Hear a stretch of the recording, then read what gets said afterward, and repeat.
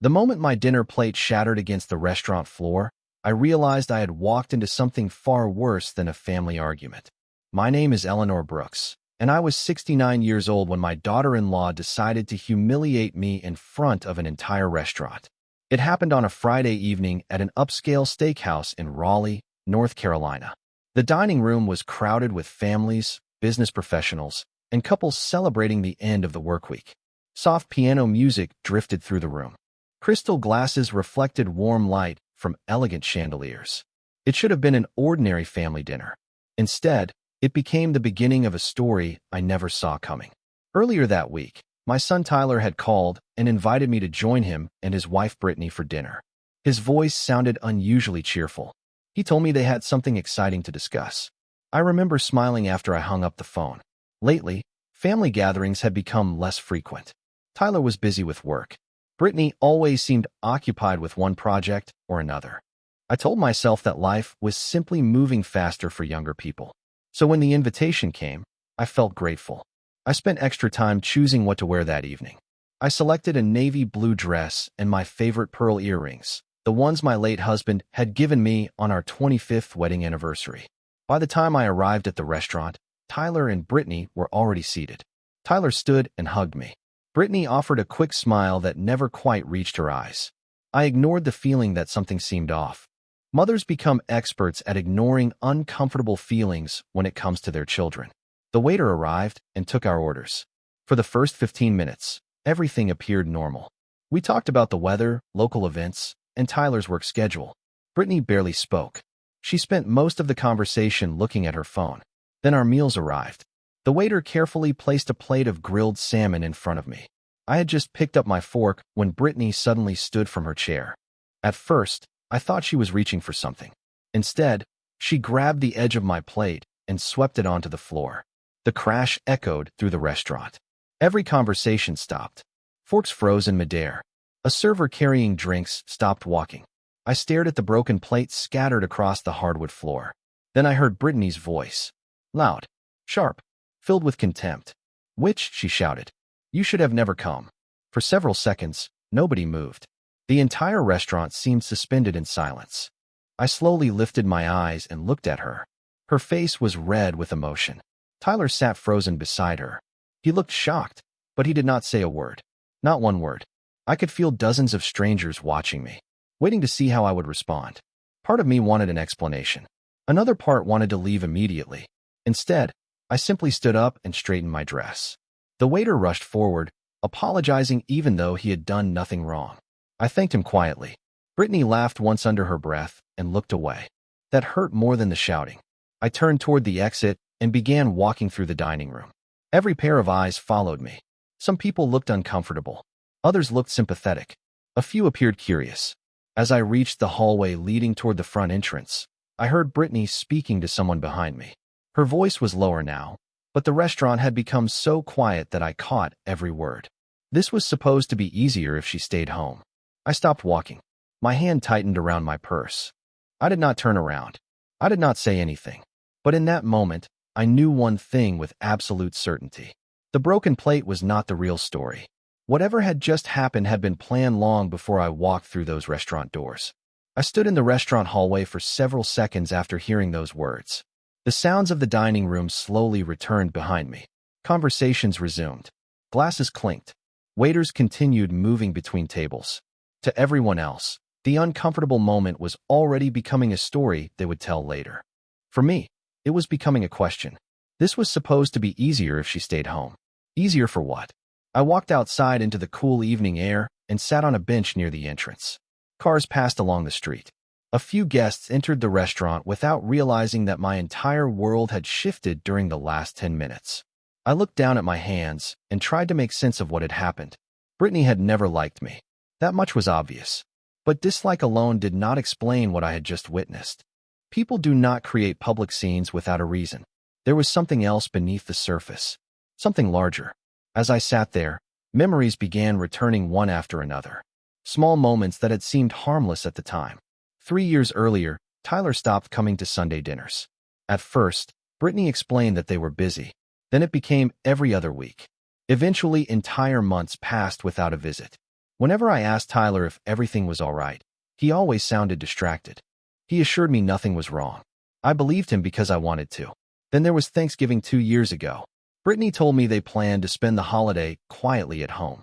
A week later, I saw photographs online showing a large gathering with cousins, neighbors, and friends. Everyone had been invited except me. I remember staring at those pictures longer than I should have. Even then, I convinced myself there had to be an explanation. Mothers become very skilled at explaining away their own pain. My phone buzzed in my purse. The screen showed Tyler's name. For a moment, I considered ignoring the call. Instead, I answered, "Mom." His voice sounded nervous. "Are you all right?" I almost laughed at the question. "I am fine." There was a long pause. Brittany did not mean that. The words landed heavily between us. Not an apology, not an explanation, just an excuse. What exactly did she not mean? I asked quietly. Another silence followed. "She has been stressed lately." I looked across the parking lot. "Tyler, why did she say I should have stayed home?" He did not answer immediately. When he finally spoke, his voice had changed. "I do not know." The response felt rehearsed. Before I could say anything else, he told me he would call later and ended the conversation. I sat there staring at my phone. The call left me with more questions than answers. About 20 minutes later, I stood and began walking toward my car. As I passed the restaurant's side patio, I heard familiar voices. Brittany was standing near the corner of the building speaking with a woman I recognized from previous family gatherings.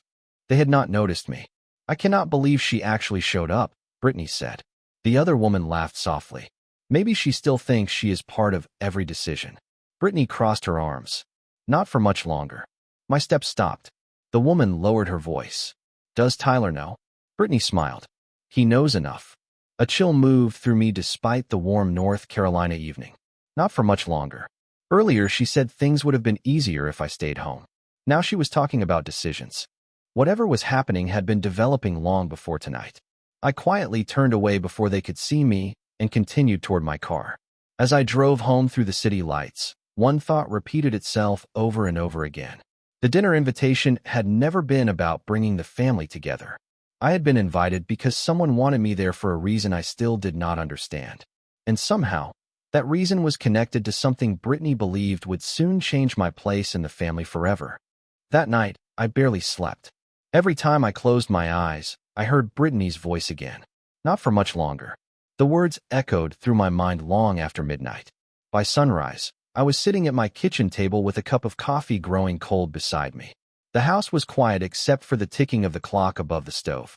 It was the same house where Tyler learned to ride a bicycle in the driveway. The same house where he celebrated every birthday until he left for college. Looking around that morning, I felt an unexpected sense of unease. For years, this place had represented stability. Now I found myself wondering whether it represented something else to other people. Around 10 o'clock, I received a phone call from my cousin Linda. We had always been close, though we did not speak as often as we once did. Her voice sounded hesitant. "Eleanor, I heard about the restaurant." I smiled sadly. News traveled quickly in families. "I suppose everyone has heard by now." There was a pause. "Actually, there is something I have been meaning to ask you." I waited. "Why did you decide to stop coming to family events?" I nearly dropped my coffee cup. "What are you talking about?" Linda sounded confused. "The last couple of years. Everyone thought you wanted distance. Brittany said you preferred keeping to yourself." I stared out the kitchen window. A feeling settled in my stomach. "Linda, I never said that." Silence followed. Then another silence, even heavier than the first. "Oh," she finally whispered. "Then I think we may have all misunderstood something." After the call ended, I sat motionless for several minutes. Suddenly, dozens of memories began fitting together in ways they never had before. The invitations that stopped arriving. The relatives who seemed strangely distant. The neighbors who occasionally asked if I was planning to move away. At the time, each incident felt isolated. Now they looked connected. A little after noon, I opened my social media accounts and started reviewing old family photographs and comments. It did not take long to find what I was looking for. Under a picture from a family barbecue 18 months earlier, someone had written, "I hope Eleanor enjoys her new chapter away from all the family stress." Brittany had responded with a smiling face and the words, "She deserves peace and quiet." Another post mentioned me spending more time alone. Another implied I wanted less involvement in family gatherings. None of it was true. Yet the comments stretched back months, maybe even years. The story had been carefully planted. Not aggressively, not obviously, just enough to shape perceptions, just enough to create distance. By late afternoon, I found myself looking through old text messages. That was when I noticed something strange. About 8 months earlier, Tyler had asked several questions about the future of my home. At the time, they seemed casual. Questions about maintenance costs, property taxes, whether I ever thought about downsizing. I remembered answering without giving it much thought. Looking at those messages now, they felt different, more purposeful, more deliberate. As evening approached, my phone buzzed again. This time, it was an old family friend named Carol. After a few minutes of conversation, she casually mentioned something that made my heart stop. "I always thought it was generous of you," she said. "Generous of me for what?" Carol laughed lightly, offering to sell the house so Tyler and Brittany could start fresh. The room seemed to tilt around me. "Carol," I said carefully, "I never offered that." The silence that followed told me everything. By the time we ended the call, I understood one thing with complete certainty. Someone had been telling a story about my future for a very long time. A story involving my absence. A story involving my home. And judging by how many people believed it, that story had spread much further than I ever imagined. Over the next several days, I stopped looking at the situation as a hurt mother and started looking at it as someone trying to understand a puzzle. The more pieces I uncovered, the clearer the picture became. What bothered me most was not the public humiliation at the restaurant. It was the realization that an entire version of my life seemed to exist in other people's minds, and I had never been the one telling the story. On Monday afternoon, I drove across town to meet Linda for coffee. She had been the first person to question the rumors after our conversation. We chose a quiet cafe near a small bookstore, and after a few minutes of casual conversation, she leaned forward and lowered her voice. "Eleanor, there is something you should know." I listened carefully. "About a year ago, Brittany told several family members that you were planning to move to Florida." I blinked in surprise. "Florida?" Linda nodded. "She said you wanted a fresh start and that you were tired of maintaining the house." I almost laughed. I had never even considered moving to Florida. My entire life was in North Carolina. My friends were here. My memories were here. My husband's grave was here. Yet somehow people had accepted the story without questioning it. Linda looked uncomfortable. "There was more." I waited. "She also said Tyler was helping you figure out the sale process." For a moment, neither of us spoke. I stared through the cafe window at people walking along the sidewalk. The story was becoming larger than I imagined. This was not a random misunderstanding. Someone had been building a narrative one conversation at a time. Later that evening, I returned home and began organizing old emails, messages, and notes. I was not searching for evidence against anyone. I was searching for the truth. Around 7 o'clock, I came across an email chain from nearly 9 months earlier. Tyler had forwarded information about local real estate trends. At the time, I assumed he found the topic interesting. Now I noticed something I missed before. Attached to the message was a market evaluation for homes in my neighborhood. Specifically, homes similar to mine. I leaned back in my chair. The evaluation itself meant nothing. People look at real estate information all the time. But combined with everything else, it felt significant. The next morning brought another surprise. My neighbor Susan stopped by with a basket of homemade muffins. We chatted on the front porch for a few minutes before she casually mentioned something that nearly made me drop my coffee. "I always thought it was sweet that you wanted Tyler and Brittany to have the house eventually." My heart sank. "Susan, what exactly do you mean?" She looked confused. "Brittany told several people you planned to move into a retirement community one day and leave the property to them early so they could start a family." I felt a chill despite the warm weather. Start a family. Leave the property early. Retirement community. The details kept changing, but the destination remained the same. Every version of the story ended with me stepping aside. After Susan left, I sat alone in my living room for a long time. Family photographs lined the shelves. Tyler's graduation picture stood beside a portrait of my late husband. Looking around, I finally understood what troubled me most. Brittany was not simply spreading rumors. She was preparing people to accept a future that had never been discussed with me. A future where I quietly disappeared from decisions involving my own life. As the afternoon sunlight faded through the windows, my phone buzzed with a new message from an unfamiliar number. It contained only one sentence. You deserve to know what Brittany has been telling people behind your back. Beneath the message was a request to meet privately. For the first time since the restaurant incident, I felt certain that someone else had decided they could no longer stay silent. The message stayed on my screen for nearly an hour before I responded. I read it again and again, trying to decide whether it was genuine or simply another attempt to confuse me. In the end, curiosity won. I replied with a short message asking who they were. The answer came almost immediately. My name is Karen. We met at Tyler and Brittany's anniversary party 2 years ago. I remembered her. Karen was the wife of one of Tyler's coworkers. We had only spoken briefly, but she had always seemed kind. After exchanging a few messages, we agreed to meet the following afternoon at a small coffee shop on the edge of town. The next day, I arrived 10 minutes early. The cafe was quiet, filled with the smell of fresh coffee and baked pastries. Rain tapped gently against the windows. Karen was already seated in a corner booth when I walked in. She stood and greeted me warmly. Almost immediately, I could tell she felt uncomfortable, not because she was afraid of me, but because she was carrying information she had been debating whether to share. After we ordered coffee, she took a deep breath. I have been thinking about contacting you for months. I waited quietly. I should have done it sooner. She looked down at her cup before continuing. Eleanor, there are things people have been saying about you for a long time. The words did not surprise me anymore. Still, hearing them out loud hurt. Karen continued carefully. Most of us assumed the stories came from family disagreements. We never questioned them. What stories? I asked. She hesitated. That you controlled Tyler's decisions. That you made him feel guilty whenever he spent time away from you. That you criticized Brittany constantly. I stared at her. None of it was true. Karen quickly added, I know that now. She reached into her purse and removed several folded pages.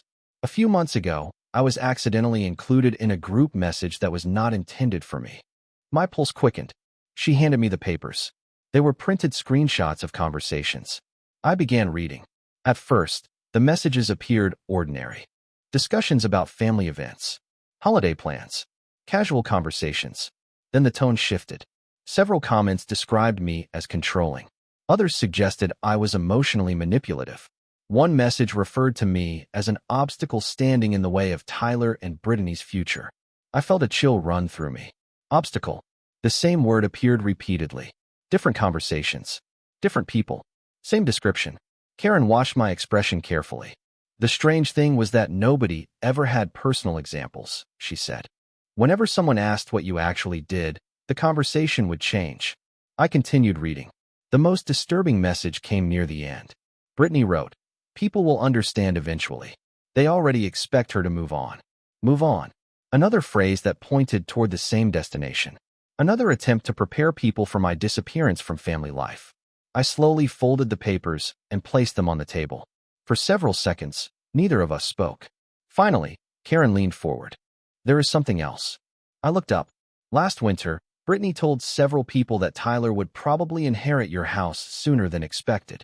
The words settled heavily between us. So there it was. Not directly, not openly, but close enough. For months, I had been finding scattered pieces of a puzzle. Rumors about moving away, stories about retirement communities, conversations about selling property, assumptions about my future. Now those pieces were finally beginning to connect. Karen reached across the table and touched my hand gently. I do not think everyone realized what was happening. I nodded slowly. Neither did I. Not until now. As I drove home through the rain that afternoon, I felt something changing inside me. The confusion that followed the restaurant incident was disappearing. In its place came clarity. Someone had spent years shaping how others viewed me. Someone had worked patiently to reduce my presence in the family narrative. And for the first time, I was beginning to understand why. Over the next week, I stopped searching for proof that Brittany disliked me. That question had already been answered. Instead, I began asking a different question. What exactly did she want? Every conversation, every rumor, every strange assumption seemed to point toward the same destination. My absence. More specifically, my absence from decisions involving my future. Once I recognized that pattern, details I had previously overlooked suddenly became impossible to ignore. One afternoon, while organizing old paperwork in my home office, I came across a folder containing documents related to my estate planning. The folder had not been opened in years. After my husband passed away, I met with an attorney to ensure everything was properly arranged. My home, savings, and personal belongings were clearly documented.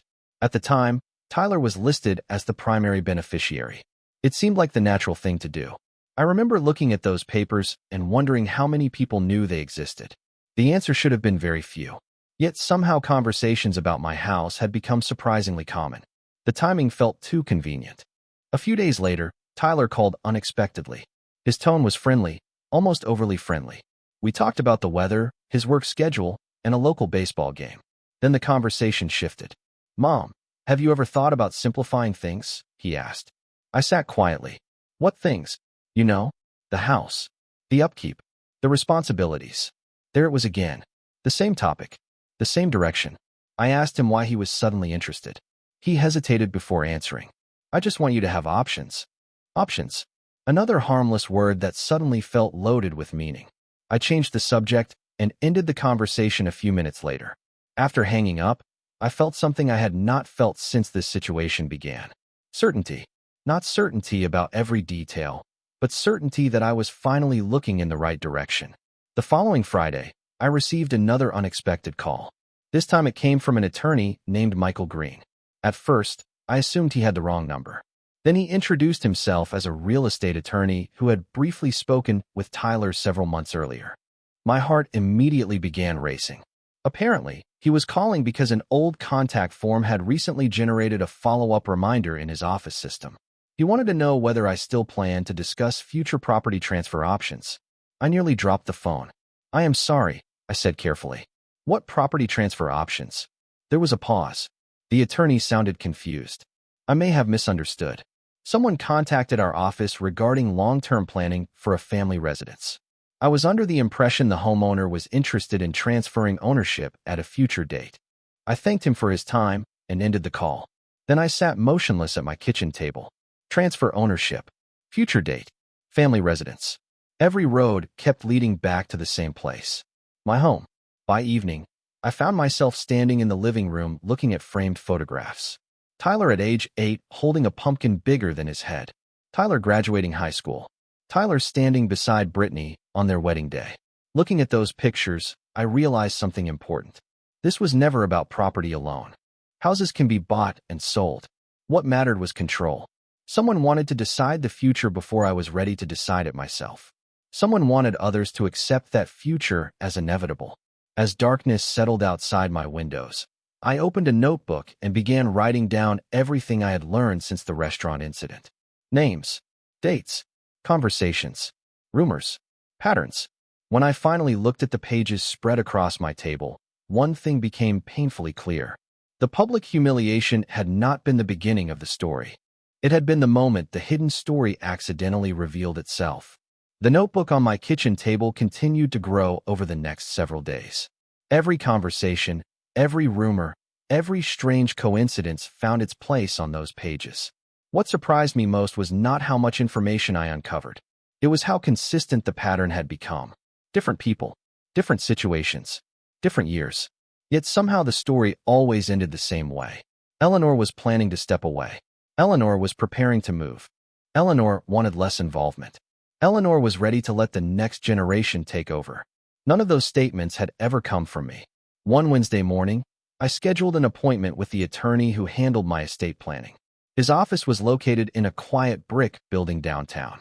I had not seen him in years, but he greeted me warmly and invited me into his office.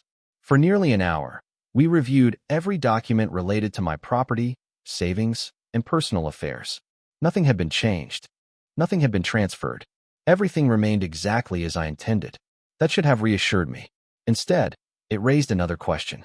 If no legal changes existed, why had so many people been led to believe they were inevitable?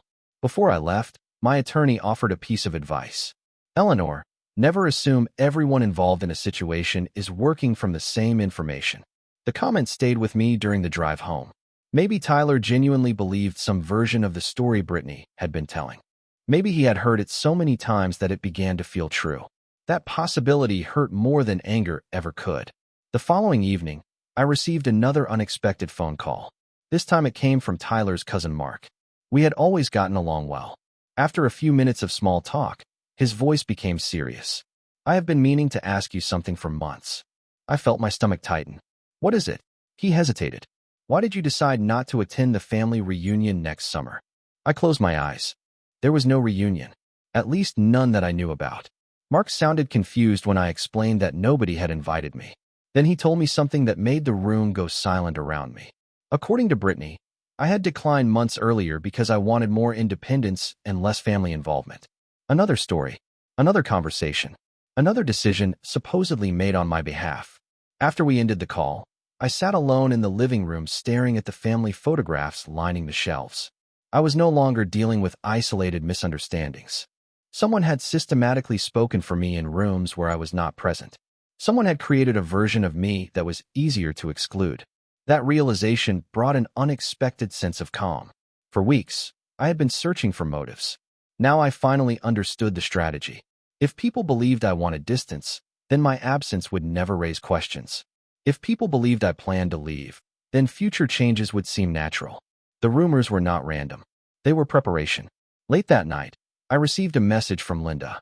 She informed me that several relatives would be gathering at her house the following weekend for an informal family dinner. Nothing elaborate, just family.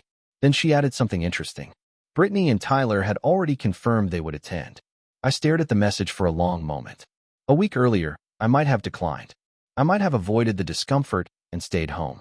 But things were different now. Too many people had been speaking for me. Too many assumptions had gone unchallenged. I typed a short response and set down my phone. I will be there.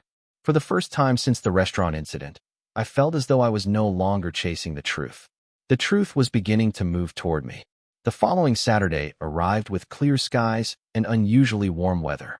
I drove to Linda's house just after 4 o'clock in the afternoon. Her home sat on a quiet street lined with large oak trees and well-kept gardens.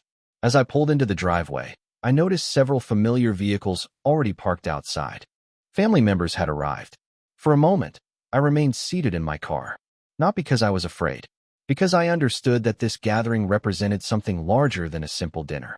For years, conversations about me had happened without me. Assumptions had spread. Stories had circulated. Tonight, for the first time, I would be in the room while those stories met reality. When I walked inside, Linda greeted me warmly.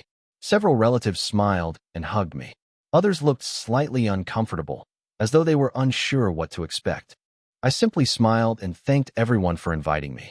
The house smelled of roasted chicken, fresh bread, and cinnamon. Children played in the backyard while adults gathered around the kitchen island talking quietly. Then I saw Tyler. He was standing near the living room window holding a glass of iced tea. His expression softened when he saw me. "Mom." He walked over and gave me a brief hug. It felt genuine. Yet something seemed different about him. Less certain, less confident. Before we could speak further, Brittany entered the room. The conversation around us immediately became quieter. She stopped when she saw me. For a fraction of a second, surprise crossed her face. Then she smiled. The same carefully controlled smile I had seen many times before. "Eleanor," she said pleasantly. "I did not realize you were coming." Several relatives exchanged quick glances. I smiled back. Apparently, there have been quite a few things people did not realize. Her expression tightened almost imperceptibly. Dinner began shortly afterward. Everyone gathered around a long dining table that stretched nearly the length of the room. Conversations remained polite. Safe topics filled the air. Weather, sports, work, local events. Yet beneath the surface, I sensed anticipation. People were waiting. Not for an argument. For answers. About halfway through the meal, Linda gently set down her fork. "There is something I think we should discuss." The room became quiet. Nobody looked surprised. She turned toward me. "Eleanor, several people have mentioned hearing different stories over the last few years. I think some misunderstandings need to be cleared up." Brittany shifted slightly in her chair. Tyler stared at the table. I remained calm. "I agree." No anger entered my voice. No accusations. Just agreement. Linda began asking simple questions. Had I planned to move to Florida? No. Had I decided to sell my house? No. Had I requested distance from family events? No. Had I declined future gatherings because I wanted independence? No. Each answer was short, clear, undeniable. With every response, confusion spread across the faces around the table. Then Mark spoke up. That is strange, because several of us were told those things repeatedly. Silence followed. Brittany finally laughed nervously. People must have misunderstood. Nobody responded immediately. The problem was no longer what had been said. The problem was how many people had heard versions of the same story. Karen quietly described the conversations she had witnessed. Linda shared what she had been told. Susan mentioned the retirement community rumor. One by one, family members repeated similar experiences. None of them sounded rehearsed. None of them appeared coordinated. They were simply comparing notes for the first time. Across the table, Brittany's confidence began to fade. Tyler looked increasingly troubled with every passing minute. Then I reached into my purse and removed the notebook I had spent weeks compiling. I placed it gently on the table. Inside were dates, conversations, names, not opinions, not accusations, facts. The room fell completely silent as I opened the first page. For the first time since this entire situation began, everyone was finally looking at the same story. For several seconds after I opened the notebook, nobody spoke. The room felt completely still. Even the children playing outside seemed distant. One by one, I turned the pages. I did not raise my voice. I did not accuse anyone. I simply shared dates, conversations, and observations. There were notes about relatives who believed I was moving away. Notes about family gatherings I supposedly declined. Notes about comments regarding my home, my future, and my desire for independence. As each page revealed another example, the expressions around the table changed. Confusion became understanding. Understanding became concern. What struck everyone was not any single rumor. It was the pattern. The same story had appeared again and again in different forms. Across the table, Tyler looked as though he was seeing the last several years through a completely different lens. Finally, he turned toward Brittany. "Did you tell people these things?" His voice was quiet. Not angry. Not dramatic. Just honest. Brittany immediately shook her head. People misunderstood. Nobody argued. Nobody interrupted. But for the first time, the explanation sounded very small compared to the evidence surrounding it. Mark described conversations he remembered. Linda repeated what she had been told. Karen quietly confirmed details from the messages she had shown me. None of them were trying to attack Brittany. They were simply describing their own experiences. The similarities spoke for themselves. Tyler lowered his eyes and rubbed his forehead. I could see the weight of realization settling over him. Then he looked at me. "Mom, I do not know how I missed this." The room became silent again. I smiled sadly.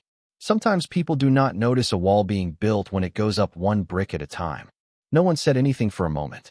Then Tyler nodded slowly. It was the same thoughtful expression he wore as a child whenever he finally understood something important. For the first time in a very long while, I felt as though he was actually listening. Not to rumors, not to assumptions, to me. The evening continued quietly after that. No dramatic confrontation followed. No shouting. No scenes. The truth had already done the work. People began talking openly. Questions were asked. Misunderstandings were corrected. Assumptions that had existed for years started falling apart in a single evening. Eventually, guests began preparing to leave. I gathered my notebook and thanked Linda for hosting dinner. As I walked toward the front door, Tyler followed me outside. The evening air was cool and peaceful. Streetlights cast long shadows across the driveway. For a few seconds, neither of us spoke. Then he looked at me and said something I had waited years to hear. I should have paid more attention. I nodded gently. "What matters is what you do now." He smiled sadly and hugged me. It was not a magical moment that fixed everything. Real life does not work that way. Trust takes time. Relationships take effort. But for the first time in years, the distance between us felt smaller. I drove home beneath a sky filled with stars. When I pulled into my driveway, I sat in the car for a moment looking at the house. The same house people had discussed for years. The same house others seemed eager to make plans for without me. Yet standing there in the quiet darkness, it represented something much more important than property. It represented my life, my choices, my voice. I finally understood something that had taken me far too long to learn. The greatest victory was never proving someone wrong. The greatest victory was refusing to let other people define who you are. Weeks earlier, I walked into a restaurant and became the target of public humiliation. I walked out confused and hurt. Now, standing outside my own home, I felt something entirely different. Peace. Because the people who tried to push me out of the story had accidentally accomplished the opposite. They forced the truth into the open. And once the truth was finally seen, it no longer needed me to defend it. It could stand on its own.